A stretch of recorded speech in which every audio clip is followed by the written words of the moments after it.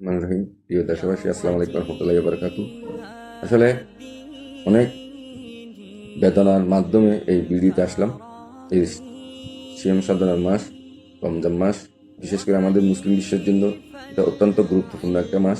অত্যন্ত একটা মানে ধর্মীয় সর্বোচ্চ ধর্মীয় ভাবে আমাদের এই মাসটা 30 রোজার এই মাস অবশ্যই বছরের সর্বোচ্চ ধর্ম পালনের এই মাস।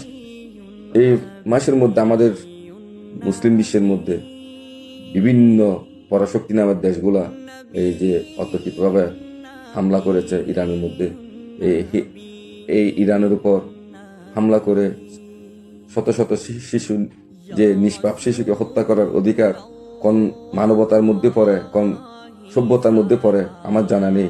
কিন্তু এই যে পরাশক্তির নামের দেশ আমেরিকা বা ওই ইসরায়েল, এদেরকে সারা বিশ্বের মানুষ এদেরকে নিন্দা করা উচিত, এদেরকে প্রতিহত করা উচিত। আমি মনে করি এরা যা কিছু করতেছে, যখনই যা কিছু করতেছে, ওদের পছন্দের কথা পৃথিবীতে ওদের কথা পছন্দ না হলে এমন করতে হবে, এমন কোন পৃথিবী মানুষের কাছে থাকতে পারে না। এমন কোন পৃথিবী অবশ্যই মানুষকে মূল্যায়ন করে ওনাদেরকে দুনিয়ার সব আরো বড় অত্যাভিজাত হোক, শক্তিশালী হোক, সমস্যা নাই। কিন্তু ওনারা যদি নিজেদের ক্ষমতা জাহির করে যদি সাধারণ মানুষের উপর এভাবে অত্যাচার করে, সাধারণ শিশুকে যদি এভাবে শহীদ করে, তাহলে এই পৃথিবীতে আপনার প্রতিটা মানুষ বেঁচে থাকার অধিকার রাখেন না। কারণ আপনাদের বিচার, এই যে বিচার আল্লাহ তাআলা কোনো না কোনো ভাবে করবে। আপনার নিশ্চুপ থাকা এটা অবশ্যই ওদেরকে এই প্রশ্রয় দেওয়া, পরাশক্তি নামের রাষ্ট্রগুলাকে এভাবে প্রশ্রয় দেওয়া, অবশ্যই আপনি নৈতিকভাবে অপরাধী।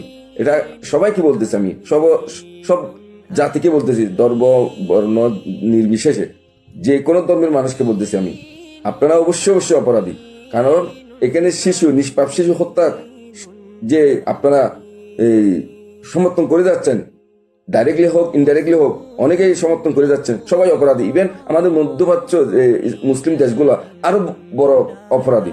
ওনারা কিভাবে এভাবে সহ্য করে এই মুসলিম শিশু, আমি মুসলিম শিশু বলবো না, পৃথিবীর যা শিশু আছে নিষ্পাপ শিশু, ওদের উপর এভাবে হামলা, নির্যাতন, এভাবে শহীদ করা, এভাবে বড় বড় রাষ্ট্রগুলো যে ক্ষেপণাস্ত্রের মাধ্যমে এভাবে ধূলিসাৎ করে দেওয়া, এটা কোনোভাবেই মানব সভ্যতা এটা নাই। কিন্তু ন্যূনতম আপনি যে অপরাধ করে যাচ্ছেন এটা সমর্থন করে, এটা দায় আপনাদের অবশ্যই ভুগতে হবে, আপনাদেরকে প্রত্যেক জনকে ভুগতে হবে। এটা মনে রাখতে হবে।